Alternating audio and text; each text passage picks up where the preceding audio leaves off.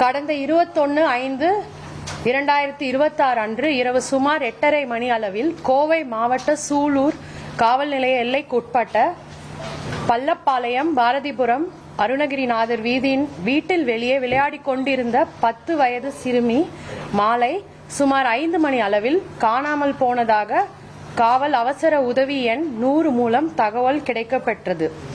தகவல் கிடைத்தவுடன் காவல்துறையினர் உடனடியாக சம்பவ இடத்திற்கு சென்று விசாரணை மேற்கொண்டு புகார் பெற்று அதே இரவு சுமார் 10 மணி அளவில் குழந்தை காணாமல் போனது தொடர்பாக வழக்கு பதிவு செய்யப்பட்டது.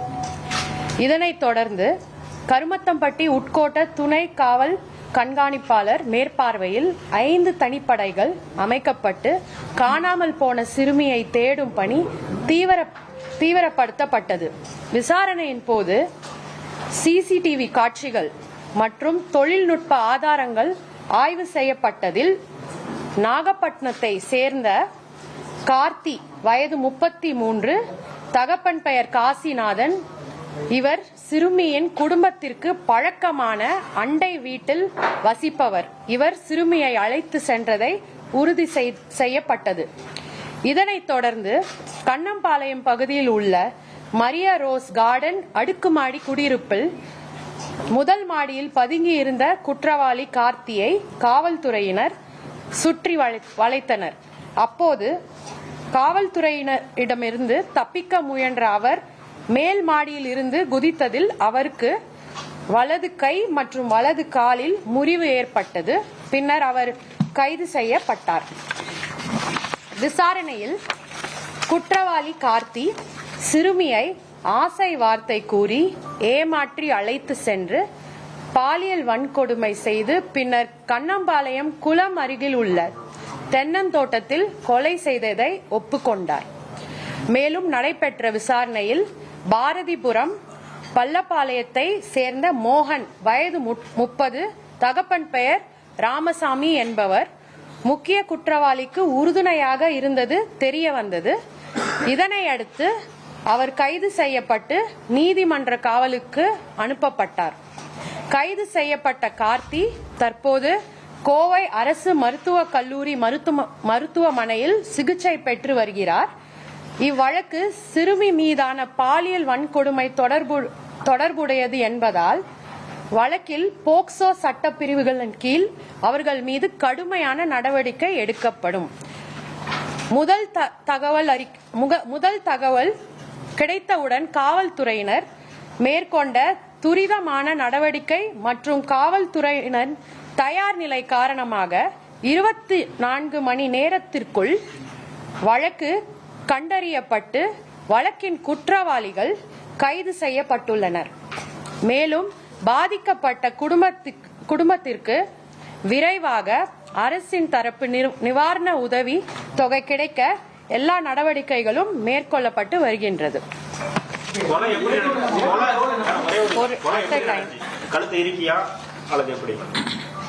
இன்னைக்கு போஸ்ட்மார்ட்டம் ஃபைண்டிங்ஸ் இன்னைக்கு தான் போஸ்ட்மார்ட்டம் கண்டக்ட் பண்ணியிருக்காங்க.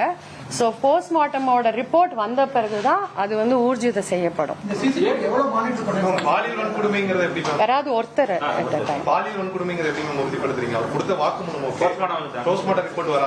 போஸ்ட்மார்ட்டம் ரிப்போர்ட்ல டாக்டர் சொன்னதை வச்சுதான் இது போக்சோ செக்ஷன் அவர் சொன்னார். ஏறத்தாழ அதாவது ஃபர்ஸ்ட் இன்ஃபர்மேஷன் கிடைச்சதுல இருந்து உடனே போட்டோம். எந்த ஒரு டைம் டிலே இல்லாம எப்படியாவது அந்த குழந்தைய சீக்கிரம் கண்டுபிடிச்சு கொடுக்கணும்ன்ற நோக்கத்துல இரவு முழுக்க கிட்டத்தட்ட 200-250 சிசிடிவி கேமராஸை எங்களோட ஸ்பெஷல் டீம்ஸ், நாங்க சொன்ன மாதிரி 5 ஸ்பெஷல் டீம்ஸ் கண்டினியூஸா அனலைஸ் பண்ணி உடனடியாக ஒரு முக்கியமான க்ளூஸ் எங்களால எடுக்க முடிஞ்சது.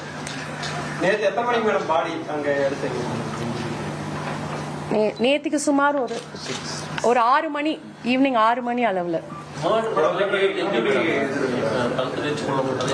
அதுதான் இப்ப போஸ்ட்மார்ட்டம் பண்ணிட்டாங்க. இப்ப டாக்டர் வந்து விரிவான அறிக்கை கொடுக்கிற வரைக்கும் அதுக்கு வந்து நம்மளுக்கு தெரியாது. அவர் வந்து ஒரு கூலி தொழிலாளி. மோகனும் அதேதான். மோகன்ராஜ் வந்து கார்த்தியோட மிக நெருங்கிய நண்பர். அவருக்கு வந்து இந்த குற்றம் இவர் செஞ்சது வந்து அவருக்கான அந்த ஒரு கான்ஸ்பிரசி இருந்தது. அவருக்கு குற்றம் செஞ்சதுக்கு முன்னாடியும் செஞ்ச பிறகும் இவர் கூட அவர் வந்து பேசியிருக்காரு இந்த குற்றம் சம்பந்தமாக. அதுக்கப்புறம் காவல்துறையினர்கிட்ட மறைச்சிருக்காங்க அங்க விசாரிச்ச டைம். அவர் மீது கான்ஸ்பிரசி, கிரிமினல் கான்ஸ்பிரசி. செக்ஷன்ஸ் எல்லாம் உங்களுக்கு டீடைல்டா எங்களோட பிரஸ் நோட்ல கொடுப்போம். இப்போ அந்த வழக்குல வந்து போக்சோ பிரிவு வந்து சேர்க்கப்பட்டிருக்கு. அப்படிங்கிற போது குழந்தையுடைய புகைப்படம், அவங்க பெற்றோருடைய பேட்டிகள் எல்லாமே சமூக வலைதளம் சரி ஒரு குறிப்பிட்ட ஊடகங்கள் வந்து பயன்படுத்தியிருக்காங்க. இதை வந்து நீங்க என்ன சொல்லணும்னு நினைக்கிறீங்க? ஸோ இது ஏற்கனவே ரிக்வெஸ்ட் பண்ணது தான். நேத்திலிருந்து நாங்கள் கண்டினியூஸாக ரிக்வெஸ்ட் பண்ணியிருக்கோம். இது ஒரு போக்சோ கேஸாக வரதுனால கண்டிப்பாக ஐடென்டிட்டி ஆஃப் த விக்டிம் வந்து கண்டிப்பாக வெளியில் வந்து நாங்கள் ரிவீல் பண்ணக்கூடாது. So I also request the media to not reveal. By chance பண்ணியிருந்தா கூட அதை தயவு செய்து அரெஸ்ட் பண்ணிருங்க. அது வந்து இதெல்லாம் இப்போ அண்டர் இன்வெஸ்டிகேஷன், ரொம்ப ப்ரிலிமினரி ஸ்டேஜ் ஆஃப் இன்வெஸ்டிகேஷன். இதுல இந்த டீடைல்ஸ் எல்லாம் ஸ்பெசிஃபிக்கா இந்த ஸ்டேஜ்ல ரிவீல் பண்ண முடியாது.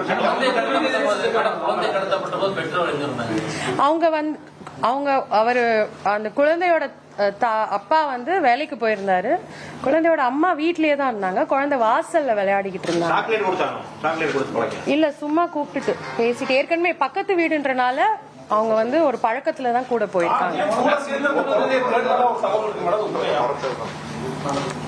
அதாவது முதல்ல அந்த ஏரியால போய் விசாரிக்கப்போ அவரும் சேர்ந்து வந்து போலீஸ் கிட்ட அப்படிதான் ஒரு இது சொல்லிட்டு தேடி இருக்கிற மாதிரி அந்த மாதிரி ஒரு தோற்றம் அவர் கொடுத்தாரு. அவங்க விக்டிம் சைட்ல இருந்து அந்த பகுதிக்கு ஒரு 20-25 நாள் முன்னாடி தான் புதுசா குடி ஏறி இருக்காங்க.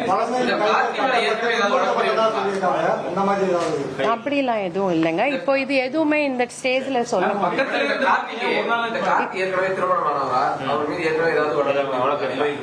இல்ல. இது வரைக்கும் நாங்க பார்த்ததுல பழைய வழக்குகள் இல்ல. அதுவும் இன்னும் it is continuously we are monitoring in CCTNS also.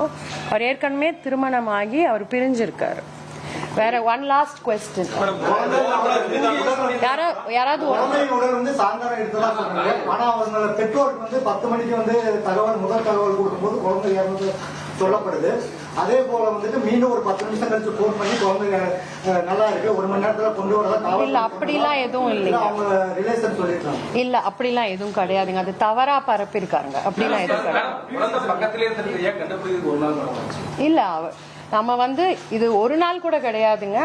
நம்ம வந்து குற்றவாளிய நான் இப்ப இதுல பிரஸ் நோட்ல சொன்னதுதான், குற்றவாளிய ரொம்ப சீக்கிரமா 24 மணி நேரத்துல இந்த வழக்கோட preliminary investigation கம்ப்ளீட்டா முடிஞ்சிருச்சு to the maximum satisfactory level. ஏன்னா சிசிடிவி ஃபுட்டேஜஸும் அதர் டெக்னிக்கல் எவிடன்ஸையும் பேஸ் பண்ணி நம்ம டீம்ஸ் வந்து ரொம்ப அருமையான ஒரு இன்வெஸ்டிகேஷன் பண்ணி குற்றவாளிகளை உடனடியா 2 குற்றவாளிகளும் அவங்க இந்த ஊரை விட்டு போறதுக்கு முன்னாடியோ இல்ல காணாம போறதுக்கு முன்னாடியோ அவங்கள வந்து சீக்கிரம் நாப் பண்ணது மட்டும் இல்லாம கரெக்டான கன்ஃபெஷன் எடுத்து அந்த குழந்தைய கிட்டத்தட்ட அவங்க கம்ப்ளைண்ட் பண்ணி வித்தின் 24 ஹவர்ஸ்க்குள்ளேயே நம்மளால ஒரு ஃபுல் பிக்சர் வந்து கொடுக்க முடிஞ்சது. லாஸ்ட் क्वेश्चन இன்னும் ஜஸ்ட் எதுவுமே கேட்கல. யாராவது என்ன சொல்றீங்க? எதுவும் கிடையாதுங்க. அது ரெண்டும் கிடையாது. இல்ல போதும். அதாவது இந்த வழக்கு வந்து under investigation. It's a very sensitive case and I think we as a department we have to approach it with a lot of sensitivity. ஆனால் இதுக்கு மேல எங்களால டீடைல்ஸ் கொடுக்க முடியாது. Just in the interest of justice.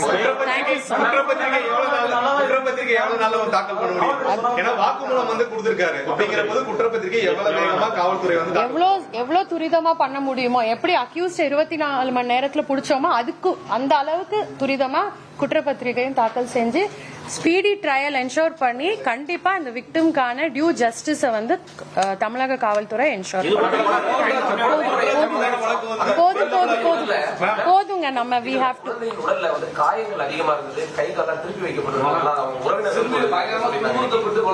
இல்ல அப்படிலாம் அவ்வளோலாம் இல்ல. அவ்வளோலாம் கிடையாது. ரொம்ப கொஞ்ச நேரம் தான். அந்த குற்றம் நடந்த டைமே ரொம்ப கம்மியான டைம் தான். அவ்வளோ இது கிடையாது. அண்ட் நான் சொன்ன மாதிரி போஸ்ட்மார்ட்டம் ஃபைண்டிங்ஸ் ரிப்போர்ட் வர வரைக்கும் எங்களால ஊர்ஜிதமா சில விஷயங்கள் சொல்ல முடியும். போதுங்க போதும். I think we can stop. Karthik ஏதோ மோட்டிவ் இருந்தது அந்த வழக்குல பக்கத்து வீட்டுக்காரங்க இல்ல இதுல இதெல்லாமே அண்டர் இன்வெஸ்டிகேஷன் தான். we have not completed our investigation.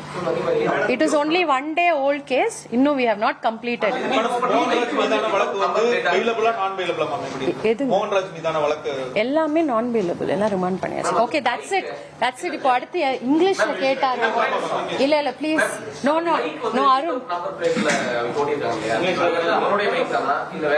அது எல்லாமே இது எல்லாமே அண்டர் இன்வெஸ்டிகேஷன் தான். யாருங்க? போதுமே நான் முடிச்சுக்குவா. போதும். I think this is enough. இல்ல ஐ ரிக்வெஸ்ட் யுவர் கோஆபரேஷன். இந்த கேஸ் சீக்கிரம் கண்டுபிடிச்சதே ஒரு பெரிய ஒரு அதுதான் உங்களுக்கு சொன்னேன் இல்லையா. 5 ஸ்பெஷல் டீம்ஸ் உங்களுக்கு பிரஸ் நோட்ல இது எல்லாமே டீடைல்ஸ் படிச்சிருக்கீங்க. அதே நோட் இப்போ உங்களுக்கு கொடுத்துருவாங்க. அதெல்லாம் இனிமேல் will tell. Thank you so much. Thank you. Press நோட்லயே உங்களுக்கு செக்ஷன்ஸ் எல்லாமே cellphone CCTV analysis, cellphone mobile phone analysis போதும். நம்ம I think next will just English போயிடலாம். தேங்க்யூ. வச்சிடலாமா?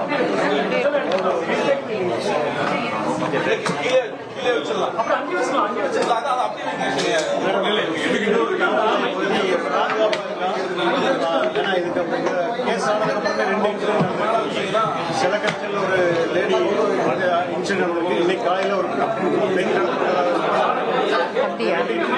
அது என்னன்னு நாங்க விசாரிக்கிறோம். கண்டிப்பா இங்கிலீஷ் ஸ்டார்ட் பண்ணிடலாமா? இங்கிலீஷ் வேணுமா இல்ல பிரஸ் நோட் போதுமா? இங்கிலீஷ்ல பிரஸ் நோட் போதுமா? ட்ரெண்ட ஃப்ரெண்ட் ஆக்கிக்கோங்க. தந்தி டிவியின் சப்ஸ்கிரைபர்ஸ் அண்ட் ஃபாலோவர்ஸ் குடும்பத்துல நீங்களும் இணையுங்க.